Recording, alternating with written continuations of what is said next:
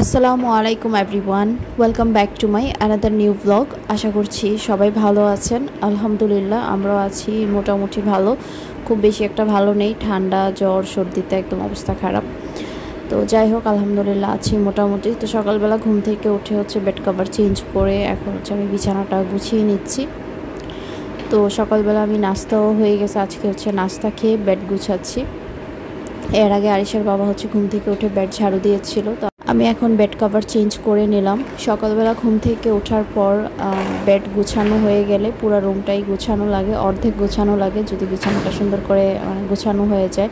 আর আমার কাছে না বিছানা এরকম একদম টান টান করে গুছিয়ে রাখলে ভালো লাগে। আমি সবসময় বিছানা একদম সুন্দর করে টান টান করে ঝাড়ু দিয়ে রাখি।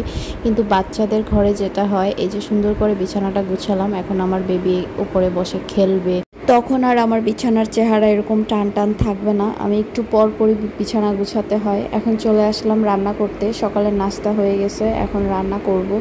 চিংড়ি মাছ নামিয়ে রেখেছি, মাছগুলোকে প্রথমে কেটে নিয়েছি, কেটে তারপর আমি রান্না বসিয়ে দিয়েছি।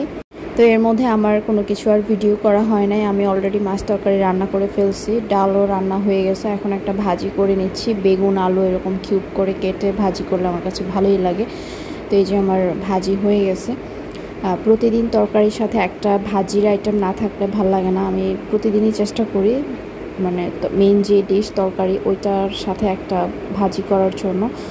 তো এই যে আমার চিংড়ি মাছের তরকারি হয়ে গেছে, তারপর ডালও রান্না করেছি।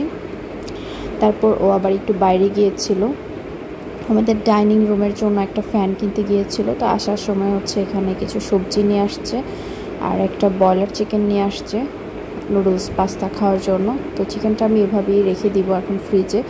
তো আমার দুপুরে রান্না হয়ে গেছে, এখন আর আমি এগুলা কোটাকুটি করে হাতটা আর এখন করবো না, আমার গোসলও হয়ে গেছে। তো সেই জন্য আমি ফ্রিজেই রেখে দিয়েছি, পরদিন ধুয়ে টুয়ে ক্লিন করব, প্রসেস করে রাখবো চিকেনটাকে।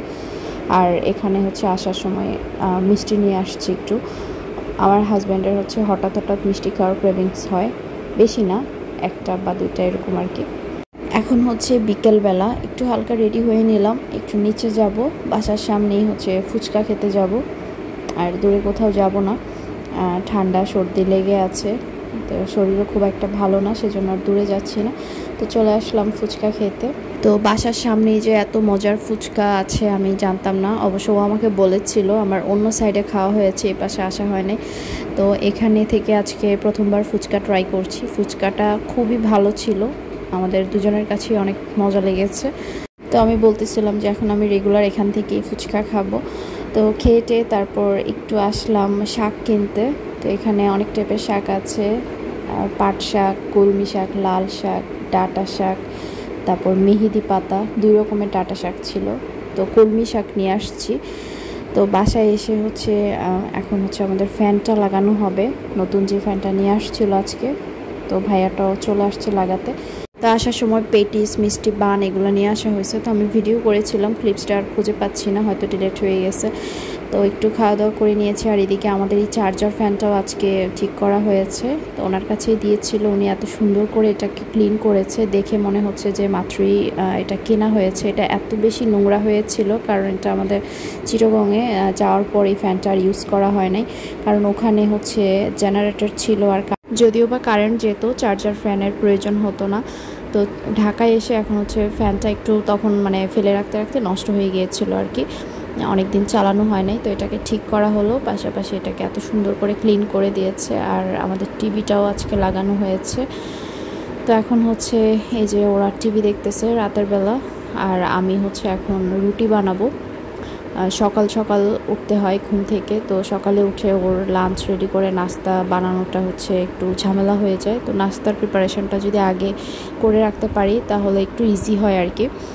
প্রায় সময় দেখা যায় যে উঠেই রুটি পরোটা বানাতে হয়, আবার অনেক সময় আমি রুটি আগের দিন রাতে বানিয়ে ফ্রোজেন করে রাখি। তো এরকম রেখে 2-3 দিন পর্যন্ত খাই আর কি রুটিটা, খুব বেশি দিন আমি রাখি না, চাইলে আরও অনেক দিন পর্যন্তই রাখা যায়। আর আমার এই বাসায় আসার পর যে খালাকে রেখেছি আর কি, আমার হেল্পিং হ্যান্ড, তো ওনাকে এখনও আমি রুটি বানাতে দেই নাই। রুটির ডোটা করে নিয়ে আমি রুমে চলে আসছি, ফ্যানের নিচে বসে এখন রুটিগুলো বানিয়ে নিব, ওইদিকে গান শুনতে শুনতে। তো এই যে আমি এখন মথে নিচ্ছি।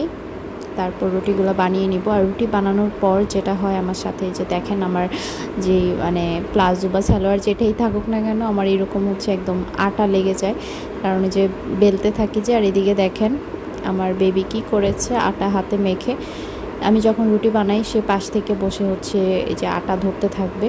যখন আমার রুটি বানানো শেষ হয়ে গিয়েছে তখন সে নিজে থেকেই উঠে দাঁড়িয়েছে আর একটু মনে মনে ভয়ে আছে যে আমি আবার এখন ওকে বকা দিব কিনা। তখন হচ্ছে আমার কনসেন্ট্রেশন রুটি বানানোর দিকেই ছিল, ওর দিকে আমার খুব একটা মনোযোগ ছিল না। সেই সাহসেই সে হচ্ছে এই কাণ্ড করে আর কি।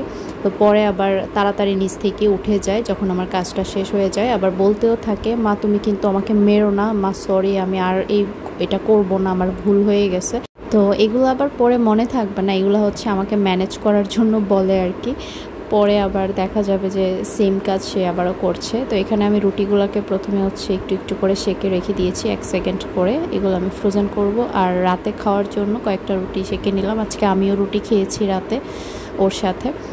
তারপর আমরা এখানে একটু বারান্দায় বসে আছি, সময় কাটাচ্ছি। বাহিরে কিন্তু বৃষ্টি হচ্ছে, বৃষ্টিটা ঝিরিঝিরি বৃষ্টি, বোঝা যাচ্ছে না অত একটা। তো বসে বসে হচ্ছে আইসক্রিম খাচ্ছিলাম আর বৃষ্টি দেখছিলাম। তো আজকের ব্লগটা এই পর্যন্তই, সবাই ভালো থাকবেন, আল্লাহ হাফেজ।